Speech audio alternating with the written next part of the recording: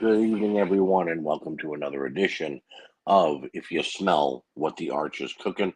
I am your host, Archie Mitchell, and this is episode 45 of our weekly show. And I want to thank you guys, as always, for tuning in and joining me as I dribble and complain and love and hate and back and forth with this thing that we call professional wrestling.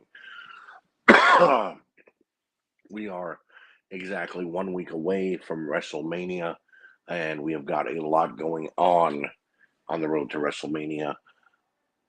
Some of it doesn't have to pertain to the actual card, some of it does. But let's go ahead and get into it. Quick hit number one. Well, wait, I already cracked open mine. You crack open your favorite frosty beverage and sit right back and relax as I spew my venom, my hate, and my love for the world of professional wrestling. Or sports entertainment, depending on where you lead on the ladder of that fight. So, quick hit number one.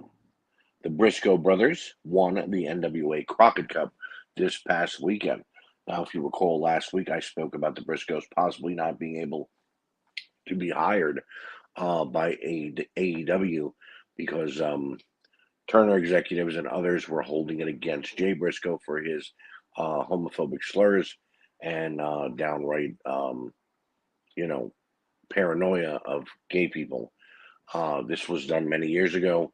Jay has since apologized now twice since these words were said, and he's trying to prove that he has grown as an individual, as well as to get himself and his brother hired by any company, whether it be AEW or the WWE, I guess. But they did find some success in the NWA.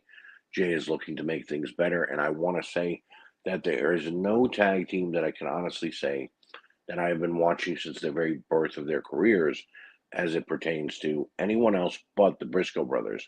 I remember watching these two young kids debut in Rahway, New Jersey at All Jersey Pro Wrestling's 2 year anniversary.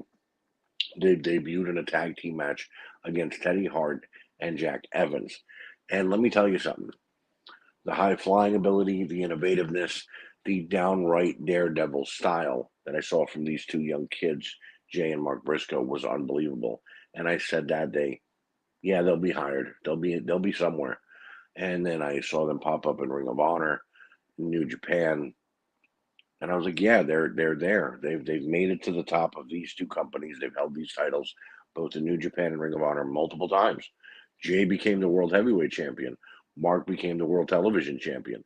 They did all they could in Ring of Honor, and I was just waiting for a point of when either TNA Impact or WWE would hire them. Call never came. It is good to see that these two young men can still kick it into high gear and win very prominent tournaments and titles. They are the Crockett Cup champions. I have no doubt that they will now be challenging for the NWA World Tag Team Champions. And I hope that maybe somebody there over at Turner Broadcasting or Warner Publications or whoever takes notice that Jay Briscoe has apologized and allows he and his brother to at least get a tryout for AEW, because the implications of FTR versus the Briscoe brothers, another Young Bucks versus the Briscoe brothers feud, um, the Hardy Boys versus the Briscoes, and so many other great tag teams is unbelievable to me. As also well with that revolving forbidden door, the Briscoes can come and go and face anyone that is allowed to go through that forbidden door. So, congratulations to the Briscoes. I hope to see continued success from them, and I am definitely happy to see that these two young men have at least made good somewhere in the world of professional wrestling. Number two, The Undertaker making news again with the younger superstars in the World Wrestling Federation and in other companies on the negative side of things, because once again, The Undertaker has gone off and said that today's talent is soft. He omitted Roman Reigns, Brock Lesnar, and Randy Orton from that list and said that those are the only three real actual wrestlers left in the company of the WWE, and the only three that he sees still willing to put their bodies on the line and actually fight in the ring. He said that everyone else, though, seems like they're just going through the motions. They're doing ballet moves. They are watching themselves very carefully as not to get injured. Now, Here's the thing. This is the only thing I will say I understand.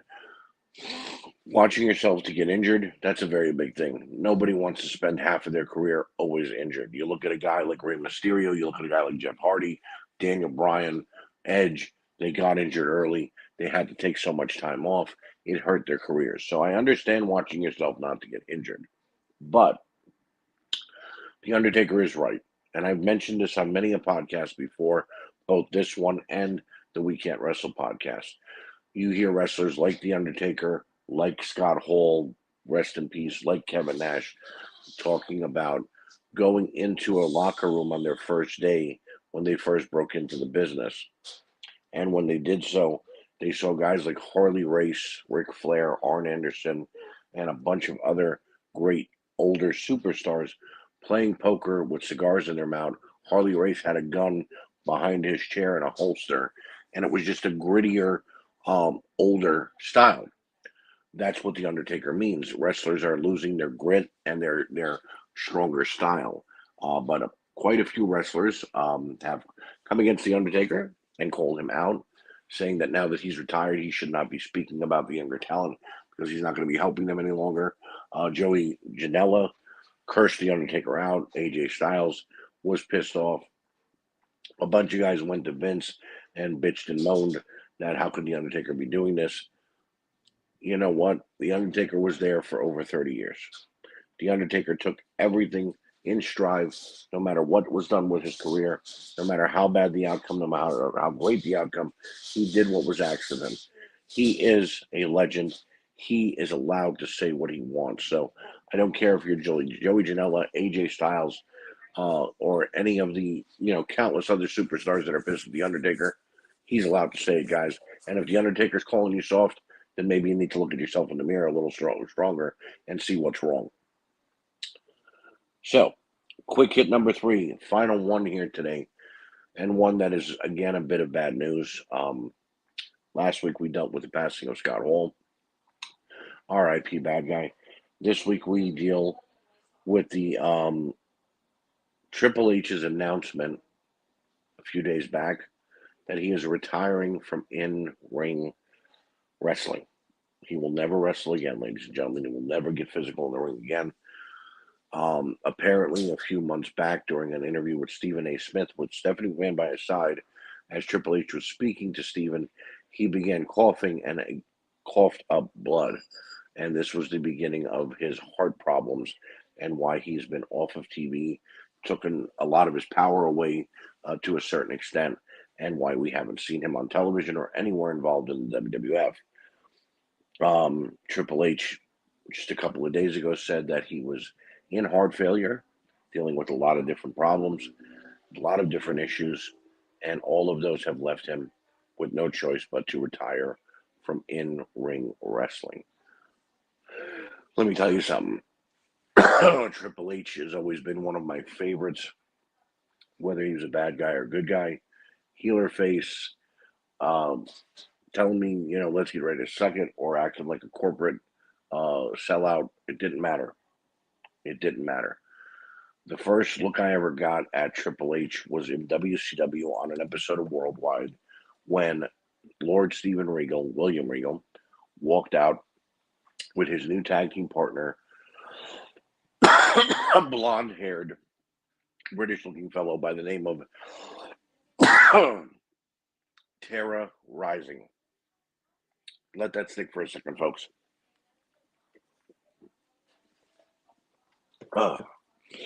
Tara Rising. He came out dressed just like Regal. He still had that Greenwich stuck-up attitude. Mind you, this was before he was Jean-Paul Levesque. They wrestled great together. He stayed on for a few months. Excuse me. And then poof, he was gone. And then he showed up in the WWE with vignettes of being Hunter Hearst Helmsley, the Greenwich snob from Connecticut, whose family believed in putting people down and buying everything they could. And he progressed through his career. I'm sure all of you have seen it. I don't need to go through it with a fine-tooth comb, but whether it was him with China, him with Mr. Hughes, him with Mr. Perfect, winning the Intercontinental title, the tag team titles, the world heavyweight title, battles with the Undertaker, Shawn Michaels, The Rock, Stone Cold, Mankind. Um, he was absolutely great in the ring. I don't care what anyone says. He did not further his career by marrying Stephanie McMahon. Yes, he married the boss's daughter, but that didn't mean it helped him in his career. He would have still gotten that same career whether he married Stephanie or not. And to hear that one of the greats is now being forced to retire sucks.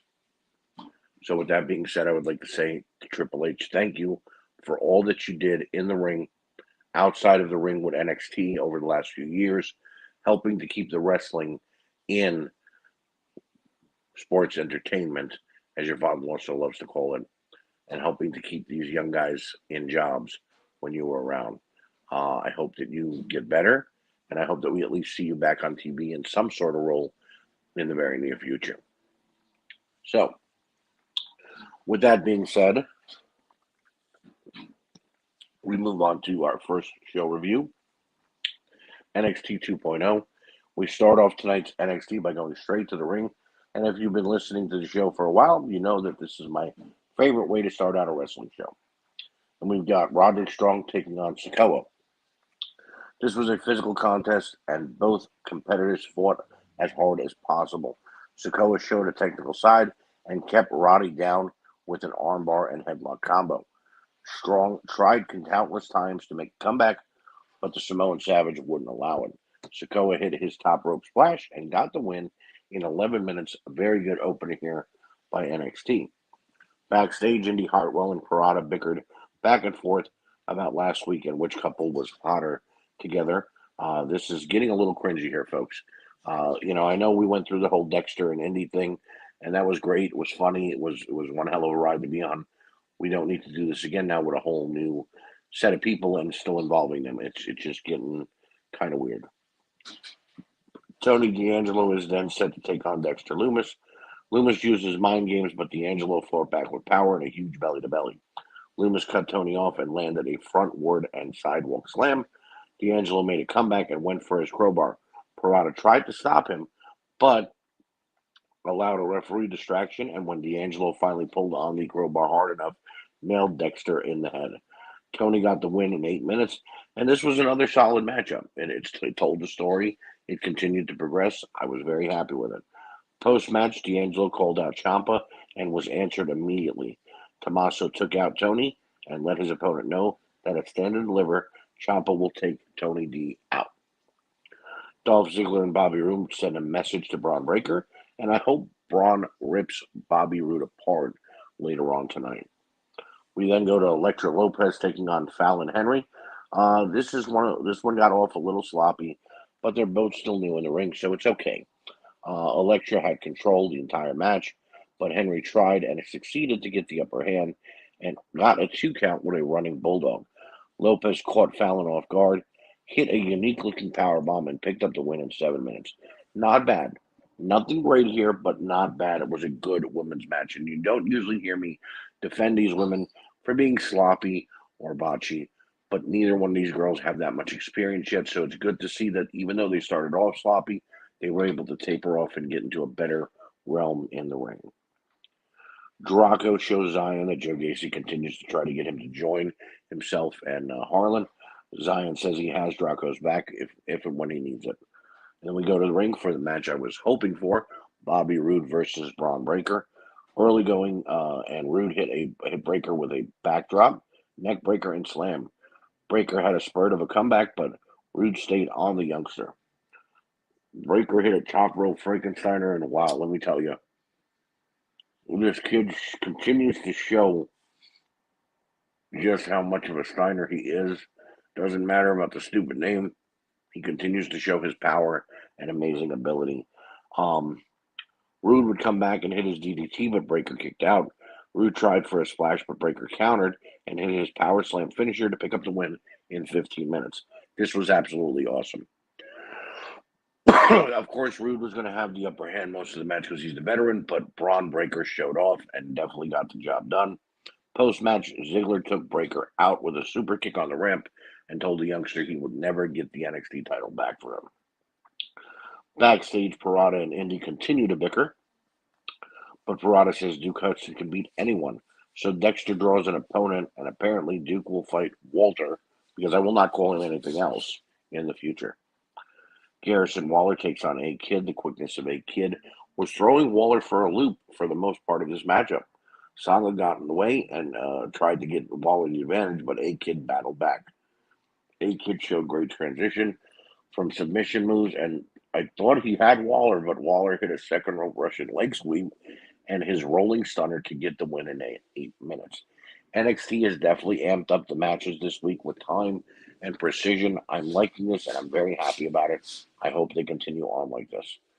Post-match, Carmelo says that next week, Strong, A-Kid, and Cameron Grimes will be in a triple threat match, a last stand triple threat match. The winner will be the final entry into the ladder match that we see at NXT Stand and Deliver. Mello also put down A-Kid, but A-Kid took out Trick, and in the process, kind of got the fans behind him. Robert Stone and Von Wagner are discussing business backstage, and then some new blonde walks up and asks to talk business. Who was that?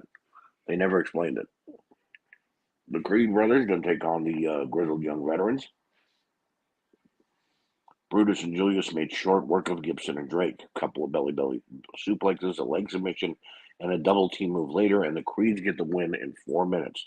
Now, I'm not always down to see a veteran tag team like the Grizzled Young Veterans getting squashed, but the Creeds are pissed off over the last couple of weeks and what's happened to them, so this was definitely needed. Post-match, someone is destroying the Diamond Mine gym and texting at the Creed brothers and Malcolm Evans that they don't know who they are and what's going on, but eventually they're going to find out exactly who it is doing all of it. Duke Hudson then goes on to take on Walter. Well, this didn't take long. It's Walter versus Duke Hudson. Elbow to the back of the head, club to the chest, and a huge chop to the chest, and Walter is beating down Duke Hudson. And he is beating him from pillar to post here, folks. Hudson fought back with a big boot and a German suplex, but only got a 2. Walter reverse chop, planted Hudson with a powerbomb, and got the win in 6 minutes. Very good battle of the big men here. Post-match, Walter began to cut a promo, but he mentioned LA Knight, and this brought LA Knight out to the ring. Walter tells Knight that he is what's wrong with wrestling, too much talk and not enough wrestling in the ring. Knight says he will let's set up a match for Stand and Deliver, and decks Walter. Imperium beat down Knight, but MSK make the save, so I'm guessing we're getting LA Knight versus Walter at Stand and Deliver. Yes, please. We get a vignette from Cameron Grimes. He says next week is his last chance in this triple threat match. He promised his father that he'd be a champion, but now that his dad has passed, he owes it to him more than anything. Cameron Grimes has transitioned into a great character. He went from being this arrogant, egotistical little brat to then being this eccentric millionaire who was trying to compete with $1 Million Man to now being a feel-good, family-friendly everyman. I hope that Cameron makes it into the North American title ladder match because I know what he can do inside of a ladder match. But if not, I hope that NXT does something with him to progress his career. We then go to Dakota Kai and Wendy Cho taking on Kaylee Ray and Io Shirai for the Dusty Cup Women's Finals. And a very good back and forth main event here. Kay and Io held Cho down. Ray slammed Cho into everything she could, and Shirai went to the sky quickly. Cho finally tagged in Dakota Kai, and she let loose on Shirai in the middle of the ring. Ray and Cho fought to the outside, and Shirai hit her moonsault on Dakota, got the win in 13 minutes. Very impressed by all 4 women here. Great job. Post-match, Mandy Rose says there's no way for Io and Ray to beat Toxic Attraction. So Kaylee Ray says, well, they're trading their tag team opportunity for a shot at the women's title only. And it's now going to be Mandy Rose, Kaylee Ray, Io Shirai, and Cora Jade in a fatal 4-way. All right, great, man. Gigi and JC get the night off, but we didn't need to have a Dusty Cup in order to get to this match. A little weird. But very good show this week, I must say. NXT definitely delivered. The in-ring work and the storytelling was definitely bumped up. I'm giving it a 4 out of 5 this week. Well done, NXT. I hope that you continue to do the same next week and at Stand and Deliver. Because remember what I told you guys. If NXT does not continue to deliver on their show quality and at least impress me, I have no reason to watch anymore. And I'm giving it till WrestleMania. If the shows continue like this, then they'll stay on the show. If not, we go all AEW, and that's not a bad thing. It could necessarily be a good thing. Speaking of AEW, it's now time for Dynamite. Starting off the show, going to the ring again, and this is going to be a technically sound match as we have Dax Harwood taking on CM Punk. And my God, what a battle. Everything they could throw at each other, they did. We saw the Anaconda Vice from Punk, and we saw a sharpshooter from Dax. Neither man would be put down, and they had a counter for each other in every way possible. Dax made one mistake, and Punk locked in another Anaconda Vice, getting the win at the 15-minute mark. Absolutely incredible. Jericho Appreciation Society cuts a promo. Once again, whoever came up with that name should be shot. Says tonight they proved that they're here to beat people up and make each other look good. And it's going to be Jericho and Daniel Garcia in tag team action later on tonight. Speaking of tag team action, we now have an 8-man tag. Sting, Darby Allin, and the Hardy Boys taking on the Andrade family. This one started off crazy with Sting jumping over the top rope and taking out 3 of his opponents. From there, all 8 men took off fighting in different parts of the arena. The Butcher powerbombed Darby Allin down some steps. The Hardys fought Private Party in the ring, and Sting and the Blade were wandering off somewhere. Sting made his comeback to the ring. Jeff was fighting with Cassidy in the stands, and all of a sudden, Sting hit the death drop as Matt Hardy hit a twist of fate. We get a double pin, and at the 13-minute mark, the Hardys and Darby Allin and Sting pick up a great win. Enjoyed this one a lot. Got a lot of feeling there. There's more to come, and like I said, I can't help but feel that this is going to lead to Sting and Darby taking on the Hardys somewhere down the line. Tony Schiavone then interviews FDR, who aren't happy. They say too many teams are trying to take their spot in the company, and next week they'll show the Gun Club why they are the top guys. I don't blame Dax and Cash at all. Since losing the tag team titles, they've kind of floundered, so it's time for them to step it up yet again. We go to tag team action with Jon Moxley and Bryan Danielson taking on the Varsity Blondes, Brian Pillman Jr. and Griff Garrison. Another week and another Moxley and Danielson beatdown. This was not a quick squash match, though. It was an 8-minute beating. Danielson kicked the hell out of Pillman. Moxley slammed the hell out of Garrison on the outside, and then it happened. Mox put Griff in a rear naked choke. Danielson put on the label lock, and it was over. The way they fight, and Regal on the commentary, it just keeps getting better and better. I am liking this storyline a lot. I wasn't sure how I was going to feel about it, but they're definitely getting into a better, solid mode here, and I'm liking it. Post-match, Mox cut a promo, giving praise to Regal and all they've done to gain his respect. Mox also says there's no free rides here, and if you want to stand with them side by side, you must earn your spot. MJF then comes out to cut a promo next and discusses CM Punk's and says that they will once again fight down the line. Now, I don't know about you guys, but I enjoyed CM Punk versus MJF, and they've had 2 matches so far. They've each won one. So, yes, down the line, we do need a rubber match between these two. He then says Wardlow is a nobody and always will be. This brought Wardlow out after MJF said one of the most horrible things I've ever heard, and I will not repeat it. I don't know how he didn't get taken off the air with what he said, to be honest with you folks, but Max says he's going to keep paying Wardlow, but to stay home. He then assures everyone the Pinnacle is still good, and they will be standing tall next week and prove why they are the best. Tony then interviews Yuta and the best friends backstage. Trent says he doesn't like Yuta, but can't believe he's paying Orange Cassidy and Chuck Taylor back by joining Regal. And Yuta says he's not paying them back. He says he's trying to be the best wrestler he can, not the best friend that he possibly can. Interesting to see what's going to happen there. And then we go to the match that's actually been 3 or 4 years in the making, ladies and gentlemen, because it's Adam Cole taking on Jay Lethal. And the last time these two met, Adam Cole beat Jay Lethal for the World Heavyweight title in Ring of Honor. This was a Matt Classic with Lethal opening up on Cole with right hands and chops. They both kept each other at bay and had a great match until Red Dragon hit the ring. Every time Lethal got the upper hand, Red Dragon would pop up. Lethal went for the lethal injection, but Cole hit a low blow and then a boom to the back of the head to get the win in 13 minutes. Except for the interference, this was a great match, but I would like to have seen Cole and Lethal go at least 20 to 25 minutes here. We know they're capable of it.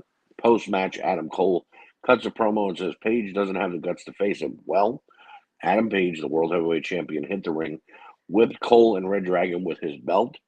Cole got the upper hand, but Jurassic Express made the save, but did not notice that Adam Cole left with the AEW title. Tony then interviews Sammy Guevara and Tay Conte, and Sammy says he lost his title, but he will still put on a show with or without the belt around his waist. Tay says she wants revenge against Paige Van Zandt, and oh, here comes Dan Lambert. Dan spews some BS and says they'll stay at the top and won't entertain a rematch with Sammy or Tay again. Sammy then had the line of the night because Lambert kissed the AEW TNT title. Sammy said, enjoy cleaning up that belt after what Tay and I had fun doing to it. Bit risky there. Shane Strickland and Ricky Stark trade words in a pre-recorded video. Looks like we'll get Strickland and Lee versus Hobbs and Starks down the line, and I'm all for it. 4 great competitors. One of them a very experienced, amazing athlete. The other 3 still rising up and comers. Let's see it, ladies and gentlemen. And then we go to Red Velvet taking on Layla Hirsch. This was 10 minutes of torture. I'm going to be honest here. Because frankly, neither one of these women are good. Very slow, very sloppy, not needed. Hirsch got the win and then ran away from Chris Statlander again, just like on Rampage. Tony then interviewed Jade about her next title defense, but she says she's not worried about that. She's worried about her celebration and how it's going to look. She wants to have a party fit for her queen. Tony then goes on to interview the new women's champion, Thunder Rosa, out in the arena. She is immediately interrupted by Vicky Guerrero and then gets beat down by Nyla Rose. The segment ends just as fast as it began. Not the best way to put over your new champion, in my opinion. And I kind of hope that this is not the way that the title run of Thunder Rosa continues, but who knows? It's only the first week. We go to our main event, which is Chris Jericho and Daniel Garcia taking on the Dark Order's Silver and Reynolds. Dark Order started things off quickly. Silver with right hands, chops, and a big clothesline. Double team by the Dark Order brings Jericho down, and Le Champion cannot make a comeback. Silver with the splash on Jericho, but only got a 2. Jericho finally countered into a code breaker, took control. Garcia came in, and Jericho nailed Reynolds with a bat, and Garcia applied a Scorpion Deathlock for a submission victory at the 10-minute mark. Pretty good main event, and a good way to show off the Jericho Appreciation Society, stupidest name ever. I give Dynamite a 4 out of 5 here. Good show, but a couple of bad segments and one horrible match. Still enjoyed it. Again, I think that Dynamite delivered, as did NXT. The good definitely outweighed the bad on both shows. So, again, if wrestling on Tuesday and Wednesday nights continue to fire on all cylinders like we see, I will be a very, very happy camper, ladies and gentlemen. So I hope you're enjoying it. I know I am. Let's continue on. Final show review of the evening is AEW Rampage. We come on the air with Lance Archer attacking a young student. Dustin Rhodes rushes down to help, and it's explained that it is Dustin's student from his Rhodes Wrestling Academy. Archer and Rhodes then go to war, both guys just hitting one another back and forth. Neither got the upper hand, as it was suplex for suplex and shot for shot. Rhodes went for a power slam, and Archer countered it into a belly-to-belly. It was an amazing-looking spot. Archer looked for a power bomb, but Rhodes actually rolled him up and got the 3 out of nowhere in a 13-minute brawl. Post-match, Archer was pissed off and continued his beat down on Rhodes to the point that he was busted open. More of Rhodes' students came out to help, but to no avail. Archer put Dustin through a table and left him laying. Lexi, the new interviewer backstage, interviewed Jay Lethal, asking about his loss to Adam Cole. Lethal says that he has a winning record in AEW, but 2 losses, and those are to Adam Cole and Ricky Starks, and both had to cheat to win. So it's time for Lethal to reevaluate what's next for him and how to get back those wins. Then from out of nowhere, Fuego del Sol cuts a promo thanking the fans for believing in him and saying that he felt during his match with the House of Black that they were all behind him. He wants to once again get in the ring with the House of Black and asks if you actually will receive, youngster. Lights go out, and we see Matthews, Black, and King all facing this youngster in the ring, and then they all take turns putting Fuego out. The Dark Order run down to try and help Fuego, but they are met on the ramp by the House of Black. Uno exchanges words with Black, who says, "Is this what you want?" I can't just wait to see where this is going. I have to say. Lexi then once again interviews Scorpio Sky backstage with Dan Lambert. Sky says the open challenge is over and everyone has to earn the shot that they get from here on out. I like that. The open title match challenge thing was Cody's deal. Sammy continued it. It's better for Scorpio to do his own thing. Let's see who's going to earn a shot from here on out. And then we go back up to the ring for tag team action with Alan Angels and 10 of the Dark Order taking on Red Dragon. Angels tried to go shot for shot with Riley to start this one out, but he could not keep up with him, so he tags in 10. 10 took a turn and takes out Fish and O'Reilly. Nice back body drop by 10 to Fish and a huge clothesline to O'Reilly. Angels tags back in within minutes. Red Dragon hits a double team finisher and gets the win over the Dark Order in 10 minutes. Maybe 10 should have stayed in a little bit longer. Post-match, Jurassic Express make their way to the ring to confront Red Dragon, but Adam Cole snuck down and stole the tag team titles to go along with his stolen world title from Wednesday. I'm wondering what we're getting at here. Are we going to end up with a 6-man tag for all the gold in AEW, or is Adam Cole just becoming a kleptomaniac? Back down to the ring, we have Nyla Rose taking on Maddie. Rose cut a promo before the match saying she's tired of everyone cheering and making a big deal out of Thunder Rosa. She then beat her opponent in 2 minutes in a squash match. And then QT Marshall hit the ring and is ready to present a certificate of accomplishment to Hook. What? Hook walks out, saw the frame, and then put Aaron Solo's head through it and walks away.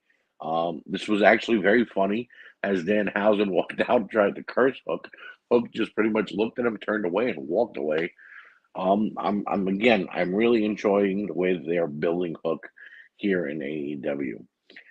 We then go to Mark Henry, who does his split screen with our main eventers, and it is Shane Swerve Strickland taking on Ricky Starks, and Shane says that this is his house and he is ready for Ricky. Ricky says the last house Swerve was in, he got evicted from, and he will do the same for him tonight on Rampage. Henry stops him and says it's time, and we go to the ring. This was a 14-minute innovative battle. Both guys pulled out everything they could. Swerve had control and went to the air off the apron multiple times. Starks kicked out of the pin and kept fighting back. It looked like Swerve might get the win, but Hobbs got involved out of nowhere, hitting him on the outside, putting him back in the ring. Ricky hit the Rochambeau and gets the win at the 14-minute mark. Post-match, Starks and Hobbs tried to take Swerve out, but Keith Lee made the save, and the show went off the air with all 4 men battling. I'm giving Rampage a 4 out of 5. Nothing bad with it, a little more promo heavy than I'd like, but the matches were all solid. So that's going to do it for our show review here on If You Smell What the Arch is Cooking. And I'm going to let you guys know there is no If You Grind My Gears tonight. There really hasn't been anything that bad going on in wrestling that I think that we need to bitch about it that hard. I mean, I'm sure there's something, but I'd rather fill you guys in on what's going to happen over the next couple of weeks on the show. Next week's show, which will probably air on Friday night or Saturday night next week, which will be the beginning of WrestleMania. That is going to be a best of show. What do I mean by that? Well, here goes. I'm going to talk to you about my top 5 WrestleManias, my top 5 WrestleMania main events, and then I will tell you about the entire card for WrestleMania nights 1 and 2 and what to expect. And then the following week, we will be doing a 2-show extravaganza. I got my answer. WrestleMania is on Saturday and Sunday night, along with the lead in of NXT on Saturday afternoon. It's going to be kind of hard to fit over 20 matches into one show. I know I could probably do it. I do it with the NXT and the AEW every week, but I want to be able to discuss everything that went on with NXT, WrestleMania Night 1 and WrestleMania Night 2. So what you'll probably see is a show air the following week, which will be Night 1 of NXT and part of WrestleMania Night 1. And then the following couple days later, the second show, which will be about the remainder of WrestleMania Night 1 and WrestleMania Night 2. So, with that being said, I want to thank you for joining me. Thank you for your continued support of the We Can't Wrestle podcast, WrestleNet Radio, and this podcast right here. Continue to listen to all of our shows, and I'll see you next time on If You Smell what the Arch is Cooking.